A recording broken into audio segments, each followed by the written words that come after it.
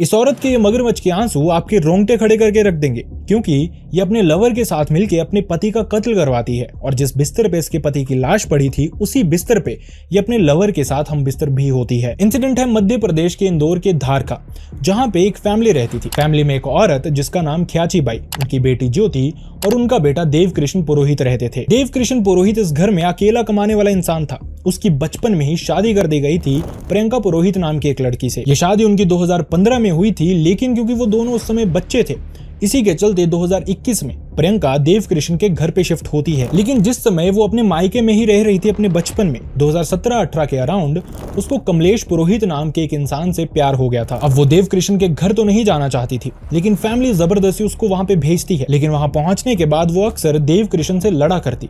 वो उसको कहती वो काला है, उसकी ड्रेसिंग सेंस अच्छी नहीं है और वो उसके खर्चे नहीं उठा सकता। प्रियंका उससे बेटर डिजर्व करती है क्योंकि वो बहुत ब्यूटीफुल है। जैसे तैसे देव कृष्ण इन सारी बातों को सह रहा था, लेकिन वक्त बीतने के साथ वो प्रियंका की चैट पढ़ लेते हैं जो कि कमलेश के साथ की गई थी। अब यहाँ पे लड़ाई झगड़े होने शुरू होते हैं और प्रियंका वापस से अपने मायके चली जाती है। लेकिन वक्त बीतने के साथ देव कृष्ण की फैमिली को उनकी रेपुटेशन की चिंता होती है, जिसके चलते वो प्रियंका को बुलाते हैं और प्रियंका ऐसी शर्तें रखती है जो सुन के किसी की भी हालत खराब हो जाए। प्रियंका उनको कहती है कि उसका फोन कोई चेक नहीं करेगा, उसको सुबह जब तक मन करेगा तब तक सोने दिया जाएगा, उसको एक ब्यूटी पार्लर खोल के दिया जाएगा और इसके अलावा जब उसका बाहर जाने का मन हो तो उसको कोई भी रोकेगा नहीं। देव कृष्ण की फैमिली परेशान थी, रेपुटेशन बचाने के लिए वो हर चीज के लिए हाँ कह देते हैं। लेकिन असल में प्रियंका कुछ और ही प्लान करके आई थी अपने लवर के साथ। 31 मार्च 2026 के दिन प्रियंका वापस अपने ससुराल पहुंचती है, लेकिन 6 और 7 अप्रैल की रात को कुछ बहुत भयानक होता है। 7 अप्रैल की सुबह प्रियंका चीखती है, चिल्लाती है। जब फैमिली अंदर पहुंचती है तो वो देखते हैं कि प्रियंका कुर्सी से बंधी हुई थी